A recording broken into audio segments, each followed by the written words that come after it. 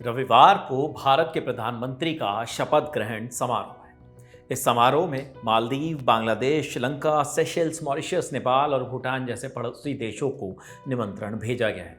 Video series में हम आपको एक एक उन देशों के बारे में बता रहे हैं जिनके राष्ट्रपति या प्रधानमंत्री शपथ ग्रहण समारोह का हिस्सा बनेंगे। इस वीडियो में हम बात करेंगे भूटान की।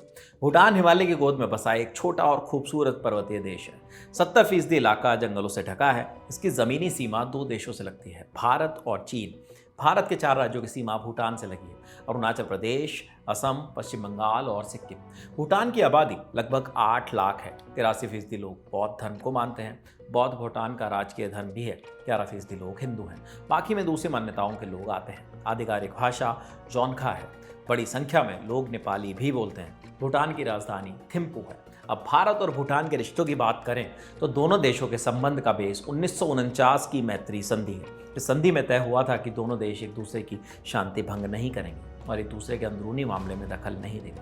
आंतरिक मामलों पर भूटान का कंट्रोल रहेगा, जबकि भूटान के विदेशी संबंधों पर भारत का प्रभाव रहेगा।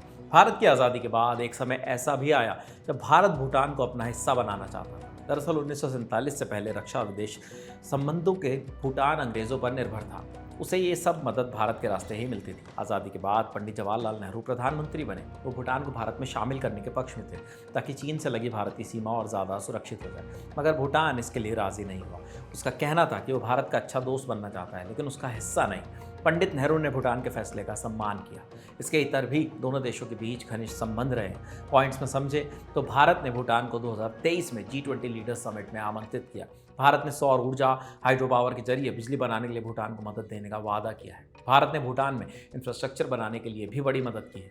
22 मार्च को भूटान ने नरेंद्र मोदी को वहां के सर्वोच्च नागरिक सम्मान यानी ऑर्डर ऑफ त्रुक क्वाल्पे से सम्मानित किया है। इसके साथ ही इस साल में भारत ने भूटान को 2398 करोड़ रुपयों की मदद की है।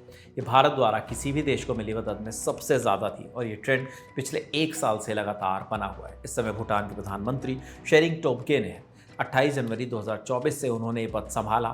टोब्गे पीपुल्स डेमोक्रेटिक पार्टी के नेता भी हैं, जिसकी गिनती वहाँ की सबसे बड़ी राजनीतिक पार्टियों में होती है। उन्होंने 2013 से 2018 तक कार्यालय में भी काम किया। साथ ही 2008 से 2013 तक नेशनल असेंबली में विपक्ष के नेता भी रहे। ये तो हो गई भूटान की बात। ऐसे ही और देशों के बारे में भी आपको बताएंगे। इस खबर पर आपकी क्या राय है, कमेंट करके हमें बताइए। शपथ ग्रहण समारोह से जुड़ी सारी अपडेट्स के लिए देखते रहिए द लंदन टॉप। शुक्रिया।